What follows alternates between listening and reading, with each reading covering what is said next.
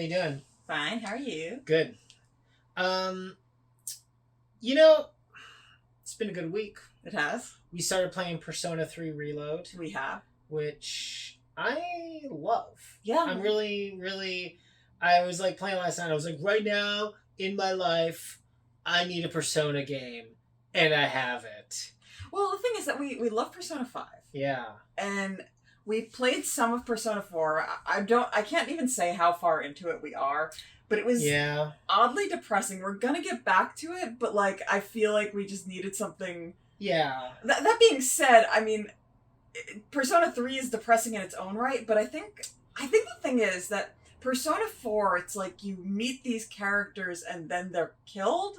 Yeah. Persona 4 is interesting. I feel like I agree with you. It's a much darker. It feels more like a horror movie. Yeah. It's like way darker. But I also just think that Persona 5 looks and plays amazing, and 4 was just like an up-res. Yeah. It wasn't That's like true. the 3. They've remade the game, so it feels like you're playing Persona 5. Yeah, just with a few different gameplay aspects that are probably more like the original 3. Oh man, yeah, and I was so like, I was like, when I was buying it, I was like, oh man, do I get the $60 version that's just the game, or the $100 version? And I almost got it just for the Phantom Thief stuff, for the Phantom Thieves DLC, and I looked, I could buy that for like $3. So I was like, yeah, maybe I don't need the digital art book.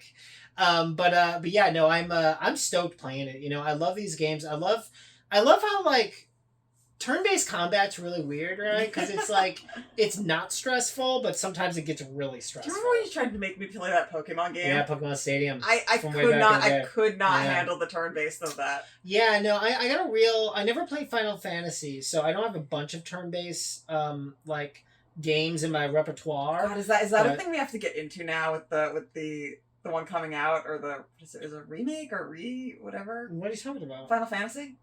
No, I think they switched 7 to be more like an action game. Oh. Yeah. Well, in that case, then. And by the way, I think it's like mostly. Anyway? I think it's already out. I think it came out like a while ago. Probably. Yeah, it did. I don't know. New information. I don't pay attention to the games that we don't. It's like last year. I was like, maybe we should play that game, and you're like, I'll keep that and just mention that again. Yeah. No. Hey, last year was just a couple months ago. Yeah, it's true. That's true. Well, and that's kind of the thing, right? Is like, it's funny because when you get older and you become an adult with like a job and like you pay taxes, things that take up time in your life that you can't get out of, you end up. The good news is you make money, right? And you can do whatever you want because you're not theoretically being run by your parents anymore, but so you can get all the video games you want, right? But the problem is you never have enough time to play all the video games.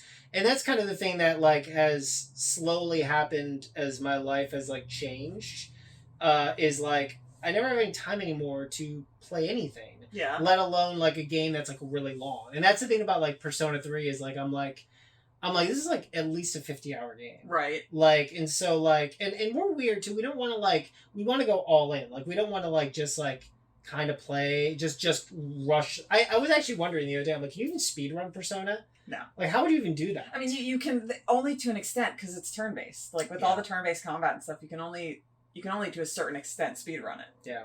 Do you remember when I told you, I watched that documentary about Mike Tyson's Punch-Out? Yes. And all the people that were, figuring out how to speedrun it?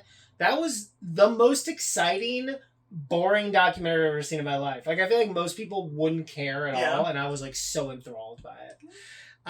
But yeah, I don't know. I feel like, Well, so here's the thing. There's a lot of games that you can more speed run through, but they have interesting side missions and things like that. One of the big problems I think that we've found is that sometimes you just get caught up. It's like, ooh, we're gonna go pick flowers, and sometimes we do that because all of a sudden we just need something calming. Yeah. Or sometimes it's like in Skyrim where we never finished the actual game, but we did a whole lot of mining and then making jewelry and then enchanting the jewelry and then. Well, we have distinct issues with distinct properties, right? So Rockstar, we always inevitably get caught up in a mission that for whatever reason I can't complete. Yeah. And so I just stopped playing the game. Either it glitches or we just can't figure out what the puzzle is that we're trying. Yeah, there was there was like I think GTA 4 that happened in. It happened in like Red Dead 1. Mm-hmm. Like it's like very frustrating. And then with Bethesda games, they're so good.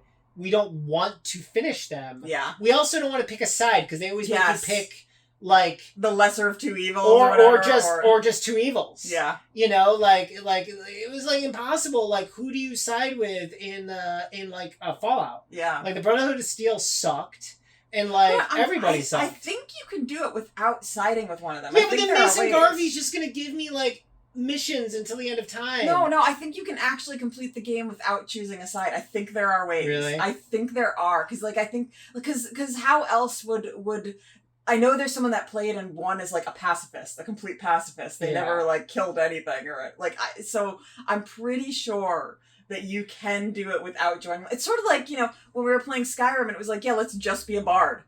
Oh, well, that's the thing. I was just thinking. I was like, can I be a bard in Fallout? Right? That'd be the way to go. Well, the same thing with Skyrim. We were just like, we don't want to pick a side in this war. We have nothing to do with this war, guys. Yeah. I don't know. Oh, man, but we finished Spider-Man 2. Yes. That was like, and that's the thing that's like really funny to me. I'm now at the point in my life where I'm just like, success. I finished a video game. It's an like, accomplishment. Watch out, world. Well, it's an accomplishment. What am I going to do next? It's an accomplishment on multiple levels. A, you know, you got through all of the hours of gameplay. Yeah. But B, once again, it's not one that we were like, oh, we just don't, for whatever reason, oh, we don't want the story to end, so we're going to keep going, or we got caught up on something. But yeah, it's an accomplishment, and you should be proud. You know, I do want to say, like, you know, I don't really want to give anything away if people haven't played Spider-Man 2, but like the way that they retold the Venom story was so dope. It was really good. And it's funny, there's something about like the Spider-Man games and the Batman games that they're done so well at such a high quality that they can like change canonical events and people are cool with it because it's its own thing. It's like an original movie, right? Like an animated movie. I think though that they've changed the mythology of it in the comics too. I think it's gone through different iterations. After a while. Yeah. And so I think the different iterations that have shown up in the comics allows for more leeway on that kind of thing. So I don't think that this is a storyline that ever happened in the comics, but I think because of all the different possibilities from the comics, it allows for what they did in the game, which was awesome. Yeah, and I always felt like the Eddie Brock stuff in the comic was kind of boring of its time. And now they got like the Tom Hardy version, but it's like, why bother? Yeah. You know, because at the end of the day, it's about the symbiote. It's about Venom. Well, it's funny because like in the end, you know, you want something that makes you care about Venom because eventually Venom, you know, goes from being crazy and just trying to kill things to being a good guy. Yeah. You know, and like and at some point we'll get Agent Venom probably. Like I'd like to you have been waiting for Agent Venom ever since like the first like Tom Holland Spider-Man movie. Because you're like, is it going to be Agent Venom? You know, like, I don't know. Because they can do interesting things with Agent Venom, and like, and if you're going to bring in Cletus Cassidy and stuff like that, like, I feel like you read like one like Agent Venom arc in the comics, and you've just been waiting this whole time for I've actually read a number of Agent Venom arcs. Wow! Yeah, what? Are you an Agent Venom stan? Because once again, even with Agent Venom, there have been different Agent Venoms. Like, so you know, it's just an interesting thing that they can do with the character, like that. You know, I don't know. I love that some girls are Swifties, and you're like an Agent Venom-y. you're just like waiting for your moment. Well, it was cool though when we were playing Spider-Man 2. It kind of reminded you of what was it? Not Maximum Carnage. What was it called? Carnage USA. Yeah. Oh my god, that was like series. Like a six issue comic series. That a lot of the things that they did with Venom were very much what Carnage was doing in Carnage USA. Yeah. But like it was a lot more vicious. Oh yeah, Carnage USA is insane. It is so good though. Yeah. Yeah. Oh my god. Well, that was that thing, you know, like in the 90s, like they really started, like McFarlane was a big part of this. They really started making like serial killers, like the lead villains of like comic books. Like, cause like Spawn had like the Violator, who was very much like a serial killer, and I don't know. I just like I love Carnage. That being said, we still haven't seen the freaking movie, Venom 2. Oh God. I don't know how we slept on it. Just haven't done it. Well, we didn't see it, and then we couldn't find it to see anywhere. So yeah, we'll get to it. We just keep on getting to things late. I know, it's weird, isn't it? Well, it's that's the thing, right? It's like I figure like it's just getting to it, you know? But I also feel like, it's funny, I feel like when we used to do this show way back in the day on the radio, it was like, I had to be on top of every single thing. And now I'm just like, it's just not going to happen. And like, that's kind of okay. Yeah. Also, there's everything all at once all the time. Like, there's so much to keep track of and so much to play. Like, this is like the third conversation video we had. Like, the first one we did, we mentioned Paul World and how I had FOMO for it. The game's already like a lot less people are playing already. Yeah, I was gonna say I don't hear anyone talking about it anymore. And that was like, it had like a week in the sun where it was like the belle of the ball. It was the Quitsack Hatterack. It was like change video games forever. And now it's like, you know... I mean, it was a fad. It's almost like a meme. Yeah. Yeah, now it was almost like that, like a, damn, son, where'd you get those? Like, it's like that, right? And now it's just like, I don't know. Well, it's funny, though, because it really shows, like, everyone was, like, really worried, like, oh, what's this going to do with Pokemon? But it's like, Pokemon is, like, so evergreen. It's like, nothing's going to happen to Pokemon. Like, ever. People are you know what's going to happen to Pokemon? Your grandkids are going to play Pokemon. I was like, I still make sure that Pokemon Go is like always updated on my phone so that I can break it out whenever randomly I feel like it. Like, I know. Honestly, I'm shocked we didn't do it last time we went on vacation. Like, I never, you know, like we were so busy with things, but like, yeah, it's always there. It's always ready to go. Oh, you're right. When we were in England and France, that would have been dope. We could have had like a French Pikachu, like a little beret and a cigarette. What would we have called him? Pierre Kachu. Yeah. That would have been dope. Well, the most amazing thing about going to Paris was, remember we went to that bar and we kind of like, you know, had great conversations with the guys who work there, but we found out that like manga especially is huge in France. Yeah. And I don't know, I never Googled this. This is like back in the day when someone would tell you something, you just believed it. So I believe it. But one of the guys told us that France was like the number 2 reader of manga in the world. Japan, I was like, what? But I believed it because I was wearing anime, because like, you know, half of my shirts are anime shirts. Especially like I wore a One Piece shirt around when we went to go to the Eiffel Tower, and everyone was like, Luffy. Like everyone like kept on asking me to take photos of them with their cell phones because they trusted you because you were wearing Luffy. Yeah, any guy who wears a Luffy shirt clearly is a good guy. Clearly. And it was just so funny because, like, you know, when we were in England, I would wear graphic tees and people would look at us like we were freaks. Yeah. Like, why are they wearing that stuff? What are they, children? But in France, they were like all about it. Yeah. So clearly, you know, our anime home. Yeah, I don't know. Can I ask you a dumb, totally you can ask me related question? Any question. We're just having a conversation. What's the best, like, movie theater snack? That's interesting. Well, I mean, popcorn is the number 1 snack. I mean, it's the standard. best. Yeah. I would say after popcorn, you know, it's funny. I think that there's like 2 tiers. There's the stuff that you just generally like, and then there's the nostalgia but stuff. Then there's like stuff I feel like movie theater nachos. Well, nachos. I have such memories of awful movie theater nachos, but they were the greatest thing ever. Like they give you the cup of tiny bit of spicy cheese sauce, and the probably stale chips. Well, it's funny too because once again, you know, when you're a kid and like you don't follow your own rules, you don't have power yet. Yeah. Like getting movie theater nachos seems like such a cool treat. Yeah. And then you're an adult and you're like, why would I spend $10 on that?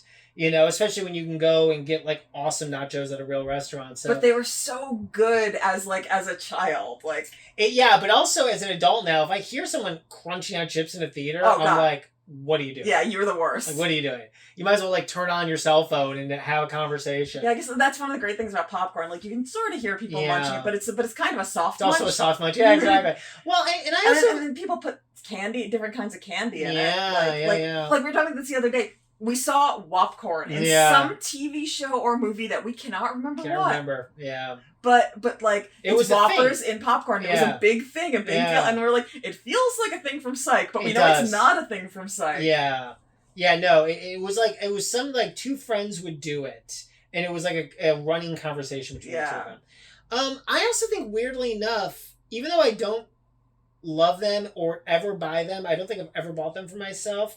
There's something about Twizzlers in a movie theater. I think it's a great movie theater snack because, like, you can just kind of chew on it. It's a very, like, what's the word? Like, what is it called when you just kind of chew on something? Like, you're like, you know what I'm talking about? Like, just chewing and chewing, like, I don't know. Whatever. It doesn't matter. But it's a very just, like, it's just an easy thing to eat where you're just kind of like watching something and doing something. And just sort of passively chewing and like, and you're not really thinking about it. Yeah. Well, it's funny because like Milk Duds almost work the same way because they're so sticky and like you just spend forever just chewing them. Yeah. And like you're not really thinking about it when you're in a movie. Like when you're eating them and you're not in a movie, you're like, oh God, it's sticking to my teeth and it's the worst. But when you're watching a movie, you're just, it's almost like gum, you know, you're just like. Dude, you know, last time I went to a movie theater we saw like last week or 2 weeks ago or whatever, we saw the IMAX re-release of Dune 1. Yes. That was amazing. It was great. It was funny because I love the book and I loved the movie when we saw it during the pandemic on HBO Max. But wow, there is really, and this is like a no duh, but there really is a huge difference between seeing something at home on a TV and in the IMAX theater. Yeah, for sure. Like, everything about the movie seemed like it just leveled way up, you know? And like, the sound alone was amazing. The picture was humongous. It felt like the biggest movie I'd ever seen in IMAX theaters. Where, you know, I was like, oh, this is good. You know, we saw it at home, and it's just amazing. Well, I remember when we watched it at home, when we were like, oh man, like, I wish we could be seeing this on the big screen, but at the time it was like, nope, definitely not. But yeah, I'm so glad that they did the re-release, and like, I'm so looking forward to the second one. It's gonna be great. we got to see that extra scene with it. Yeah, they did a like special IMAX, that was dope. Yeah. That was really cool. It's been nice getting back to movie theaters. It has. We saw Paprika. Yes. They did like AMC just like plays anime once in a while, and I had never seen that anime. It was one that's been on our list of like, you know, there are a few that just fell through the cracks for us for whatever reason. I think that and Appleseed. Yeah, I know you always mention Appleseed. Is that a big one? I feel like it was when it came out. Because I feel like everyone talks about like Perfect Blue and Paprika. Perfect Blue was so good. Those are like ones that people talk about, like Evangelion, like the dark one, like. I think they're really psychologically, like those ones are really psychologically like interesting. I think Appleseed might be a little more standard anime. I think it's kind of like more of a mecha anime. Isn't I think so, but it's still like it still had a big. I don't know. You have like a very distinct memory of Appleseed being a big deal that I don't have. Yeah, I don't know. Because, I mean, I'm aware of it, but I don't ever remember people being like, Appleseed, dude. I think it's one of the early, like, one of the few early ones that came out in theaters in America or something, or, like, was in, you know, sort of in, like, every, like, Blockbuster or whatever, you know? Like one of the ones that... Remember those? Right? But that's what I'm saying. It's, like, one of those that, like, at the time was, like made a splash in America. Yeah. Rather than it just being, like, you know, one that... Because, like... Now anime is just huge in general, but when we were loving it early on, it was a lot harder to see the really cool stuff. Oh, 100%. So 100%. Yeah, now it's just like there's more than you could ever watch in a lifetime. Well, and it's not just Crunchyroll, you know, like you find it on Netflix or Hulu or That's true. So I don't know. It's true. We're lucky for that. We are really lucky for that. It's good. There's some old ones I want to get back to, or I want to watch. Like, you know, it was weird. When we were in Japan, I felt like I kept on seeing, like, City Hunter images everywhere. I feel like you're right. So, I haven't watched it yet, but I was like, did this re-come out? Because it's, like, an 80s or 90s, like, anime.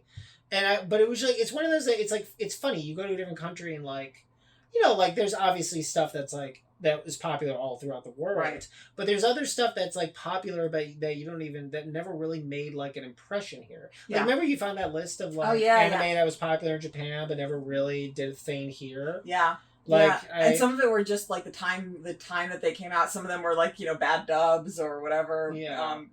But I almost feel like Fire Force is that way. Like I love Fire Force. Fire Force is great. But I don't know anybody who's watched Fire Force. Yeah. Well, it's so funny. I wonder how many other people like heard about it and thought like we did, where it was like, is this just one about firefighters? About fire, yeah, like slice of life firefighter. It absolutely is not. That is not what it is at all. Yeah. Well, because it's by the Soul Eater guy, right? For sure. Yeah. And but no, I thought the same thing, because you see the images, they all have their fire.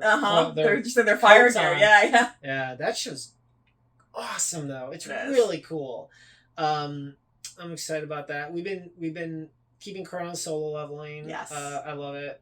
Really excited, but man, the day-to-day, the waiting every week for an episode it's hard. I think we'll let a few stock up. Yeah. But we'll get back to Mashal. Yeah, it's really cool. But yeah, I'm just really excited to play more Persona, honestly. Like it's interesting. I keep on wondering if they're gonna remake 4. I feel like they went backwards, but I'm wondering, are they gonna keep on going backwards? Are they gonna go do Persona 2 and then Persona? At what point is it Megumi Tensei? That's the thing. I don't know. I'm assuming there's a Persona 2, 3, 4, 5, and I'm assuming Megumi Tensei is before that. Yeah, I wonder. I feel like... there has to be. There's no way it was Megumi Tensei and then Persona 3. That would be crazy. It would, unless... What would the 3 be? I don't know. Where did the 3 come from? I don't know. Translating it? That would be really funny. Yeah. Oh my god, that would be hilarious. If they're like, it could be. Yeah. Well, it's kind of like Road Warrior. By the way, this must be so frustrating for anyone watching this. It's like they could have Googled this. It's like, no, we're having a conversation. Yeah, we're just asking. That's why this is called conversation. This is like time before Google, folks. Yeah. Like, we have phones. This is what it used to be in the 90s. This is what it was like. Nobody knew. They just guessed. Yeah. And that was their truth from now on. Sometimes we'll look it up later. But for now, we'll just ponder it. Just assume. Yeah. Yeah, no, I think that 3 was the first one that people really really cared about. Yeah. Not to say that anything before that, obviously there had to have been things that made them make it up till that point. But I think 3 was the first one that really got people's attention. Mm-hmm. I love his little MP3 player he's wearing. Yeah. I love how dated things are when you're showing off modern tech in things.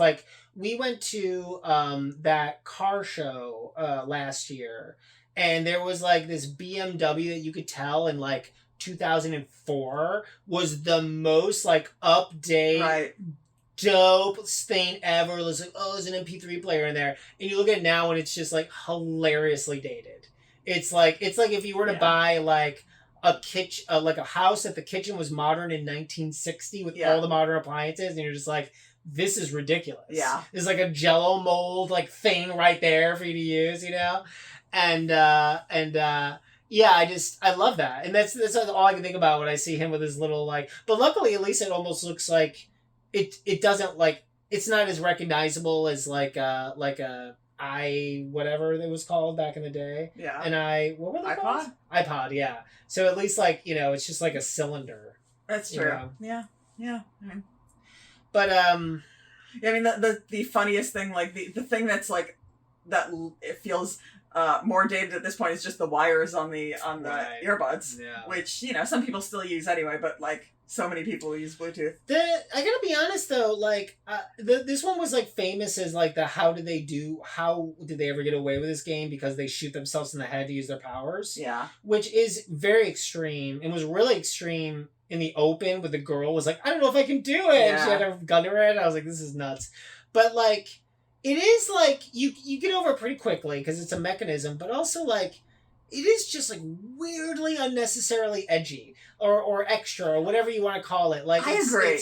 It is done in a way to elicit a response of oh my god, I can't believe they did that. Yeah, I kind of want to play a little bit of the original, just to, at least the beginning of it, just to get the sense of how if it's much different than how they did it in the reload. Right, if they toned it down a little bit. You think? I don't know. I think if anything, it's worse because it looks better. Well, yeah, but it's the eyes go blue and shiny, and then what comes out is also blue and shiny. Well, I gotta give him credit though, man, because honestly, if this were an American company, they would have changed it. Oh yeah. There's no way they would have just been like. They would have done like, I don't know, maybe like finger guns, or they would have like just done, you know, think something about else. How many disclaimers they had to have at the beginning of the game. It was like 5 minutes of disclaimers. Yeah. But that's what I love about Japan. If you need to take breaks, take breaks to get your emotional state back in order. Like, I love it. It was crazy. Well, it's so funny because I feel like as Americans, we sometimes are under the impression that like the world revolves around us and everything needs to fit like our sense of what's right or wrong. And I love that like this Japanese company's like, well, anyway, this is our game and this is how it is and this is what we're gonna do. But there's also clearly a reason why that mechanism didn't continue. You know, you don't do that in 4, you don't do it in 5. It's like way too much. Yeah. Well, it's a time and a place too. Like I feel like a country, I feel like in particular Japan, they tend to be a few years sort of after we are at like in sort of some of the shifts that they make culturally, and I feel like that's a very like late 90s like early 2000s thing to do. That's a very like Fight Club era, like Korn music video. It's also like a Nine Inch Heathers Nails era. music video. Yeah, it's very like it's like 90s. It's very 90s America thing to do. Like it's way it's like back in the they used to have the like games like Thrill Kill or like Chiller or all these like insane things that were games. made to be extreme. Yeah, games made to like Oh well, perfect example, Manhunt. Remember that game from the PS2 era? That's like literally like essentially like it's essentially like all the shows we watch now. It's like Squid Game. It's like Hunger Games. Yeah. It's like all that because it's all based on like Running Man. Right. And Battle Royale and all those other things. But yeah, it's anyway. It's funny though, I think as you get you sort of experience more things and get older, you sort of realize like times and place, and also there's a discussion of art and whatever. But at the end of the day, you could also be like, that's too much, guys, and that's definitely how it feels. But it's almost fun because it almost, at least to me, it's almost cute because it's like I think of it as time and a place, and that they were like going for it because they were still a small company. I mean, Atlas didn't really, in my opinion, blow up until Persona 5. Right. Like, I feel like, Persona 5 was just so huge for so long, and deservedly so. And I'm talking about, like, worldwide. In Japan, obviously, because they made, obviously, the first, 4 Persona games. They made Catherine, So it was, Atlas is well known in Japan, but I really feel like Persona 5 was humongous. That was like the Skyrim of those type of games. Edgy is kind of their thing, though. Like 100%. Catherine's super edgy. I can't wait to play Catherine. I want to play a game that is all about you playing a guy trying to get away with cheating. Yeah. That is and dealing with the nightmares. What. I know. I think it's it's amazing. It's so funny and weird. And so Japanese. That's the thing. There's no way a AAA studio, Epic Games, is not going to make that game. They're like, or we can take a Bruno Mars song and sell it for $5 and make $1 billion off this emote, Oh, geez. I'm at the time of my life now where, I only know about new music because of Fortnite emotes. Do you know how sad that is? Well, they're not even that new. By the time they're a Fortnite emote, they're, they have millions upon millions upon millions of views and it's watches. funny because some of them I'll watch, I'm like, okay, this video has, 12 million views. But then, some of them will be like, I've never heard this. And the music video has, 200 million views from 2 years ago. And I'm just like, wow. Yeah. Wow. Love the song they added from Has Been Hotel. Yeah, no, you were like that with a sigh and everything. Yeah, it's cute. It's a good song. Well, it's it's funny because I had kept on getting all these memes from Has Been Hotel, and and as soon as I saw that, I was like, I recognize that. I know. It's from those memes. I'm like, but what is it? I don't actually know what those memes are from, and now I do. I like the turtle event a lot. Yeah. It's been fun. I really like being Shredder, which is funny because I'm a total Ninja Turtle kid, and but weirdly, the Shredder costume is the one I like to wear, which is weird because I should want to be Michelangelo all the time. But you were Michelangelo. Yeah, you've been there. You've done that. And but yeah, I'm busy being Splinter. I love the one thing about Fortnite that I love is first off, it's the closest thing to Ready Player One, right? But also, they do things that it'd be one thing if they just we're here's the skin, here's the emote. But when they add the special drops in the game, when we had Nimbus and Kamehameha, that was like, are you kidding me? A good friend of mine who doesn't watch anime knows what ODM gear is from Attack on Titan because of Fortnite. Yeah, you know? It's so good. And like, I think that's like really dope. The Jujutsu Kaisen stuff was cool. Like, I feel like you like in game, like, you know, meet people that are also fans of things that you are. Like you don't actually communicate with each other. No. Like, but like, do you remember that time that I think you and Naruto you were both Naruto, the same skin, and you just kept emoting at each other. You were gonna shoot him, and then he wasn't shooting you. He emoted at you, and you stopped immediately and just emoted back. And the two of you just emoted for a while, and then just ran off because we didn't want to kill each other. It was amazing. Great. It was so Naruto. Yeah, it was so great. Yeah, no, I still really like that game. I can't help it. I really think they found something. Well, it's just so easy. Like obviously I don't mean it's easy. Like, you know, I'm terrible at it and I get killed all the time. But it's like, there's nothing complicated about playing it. Yeah, they really kind of evergreened it. They kind of made it, it's kind of like a McDonald's of video game. Yeah. Because like, you know what you're going to get. You know, they don't change the play type at all. Yeah. Other than maybe do zero build. But zero build just means you don't build. It's still the same mechanics of shooting. And then they'll just add these skins, these special events. I mean, I don't know about the Guitar Hero thing, though I guess they are making controllers for it. I'm doing it purely for the XP and for the ooze points. But at the same time, that... I think actually... Didn't Epic Games make one of those games? Like Guitar Hero or something? Did they make or Rock Band? Rock Band? I think maybe. Because I think, you know what, I don't know if that's true. But I do know, like, that arena is now open again. So, I mean, there's no reason to do it. The thing is that they keep on doing things just to change things up and to stay relevant and to, like, you know, keep people, like, coming back to check out the new things. But at the same time, they also keep the gameplay so that, like I said, it's not complicated. It's like, no, this is your game. This is the game that you know and love. I love targeted ads on Instagram. I know I'm not supposed to. That's such a weird thing to say. But, like, I was just thinking about how, like, we watched, you know, like, we talked about this on Conversations episode 1, but we watched that Resident Evil Death Island or whatever movie. Yeah. And, like, clearly they're listening to me or seeing what I'm looking at or whatever. It doesn't matter. But, like, they were selling me, like, like, it was like vodka, but it was like branded for that movie, and I was like, who's buying this? Like, who people is like us? Like, it was true, actually. We do have Attack on Titan sake. Yeah. But like, it was really weird.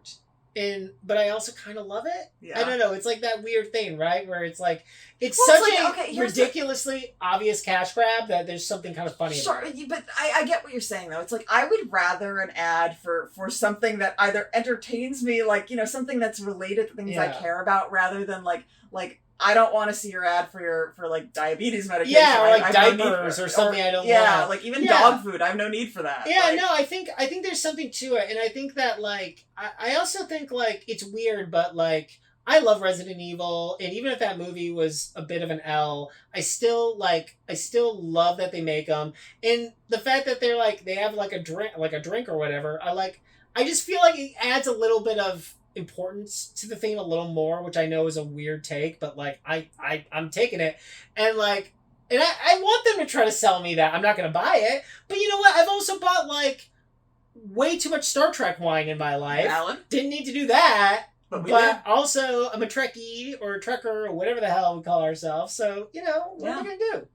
What is it now? I think Trekkie is ultimately what we all call ourselves. Yeah. It's because it's an ownership thing, right? It's like, you know. Well, it's like, yeah, I mean, it's technically, it's like the Trekkies are the ones that are, like, obsessive about it, and the Trekkers are the ones that are a little more casual about it. But honestly, but when it comes to actual Star Trek fans, they don't care. Like, Star Trek fans are just like, we should all live in a world of peace. Well, I think it's self-acceptance, right? Yeah. I think the Trekkies are the ones that, like, I'm a Trekkie, I love Star Trek. If you don't like me because of that, that's your problem. Yeah. The Trekkers are like, no, you gotta accept us, and you have to understand that Star Trek is better than Star... It's like, you're never gonna win that war. Like, if you're trying to tell a Star Wars guy that Star Trek is better, they will never agree with that because they are two different things. It's so funny. Honestly, every Star Trek person I know is like, I love that you can appreciate your Star Wars and I can appreciate my Star Trek. Well, that's the thing. Star Trek is egalitarian, so like, and it's honestly not even. It's I think it's interesting, like the real fans and the fans that are like, kind of like just don't like Star Wars people, because there's a lot of people like that. Which it's funny. I just don't like people that are mean about their fandom. Yeah, well, that was a real thing. I don't know if that's as well, maybe it is now still. Maybe I'm just outside of it now. But I feel like that was a big like early 2000s take. Agreed. And now I feel like everyone's just like, whatever, man. Like, like what you like. But I also feel like there was a time like when like nerd geek stuff was like its own thing. Yeah. And then everything else was like beer and like whatever. And now everything's everything. Yeah. Like everyone, like they'll like athletes will dress up as like the Akatsuki before they play an NBA game. So good. Like somebody will there was a football guy who like said he was from Leaf Village, and it was like it's like MMA fighters in like anime gear. Yeah, that's the thing. There's so much of that now. Yeah, there's an MMA guy who like constantly talks about anime before he fights, and so it's all become so like homogenous that it's not even like weird anymore. There's an MMA female fighter that has like a pain tattoo, and so I don't know. It's just a different time, but it's awesome. Good. It's really good. Like, the whole like jock versus nerd thing, like there's no need for it. Because we're all jocks and we're all nerds. In our own way. That's kind of what it has become, you know? And I love that. Yeah. I think that's really, really cool. Well, we talked a lot about a lot today. We did. I feel like we may have solved most of the problems of the universe. Probably. Like right now. Yeah. Just, like love what you love. Yeah. And just be happy. Hell yeah. Well, I'm almost exhausted from this conversation now because we've done it. Is there anything else you want to talk about? Yeah, I think we covered it. We covered it all. We covered it all. Yeah. Way to go, us. Conversations. Did it.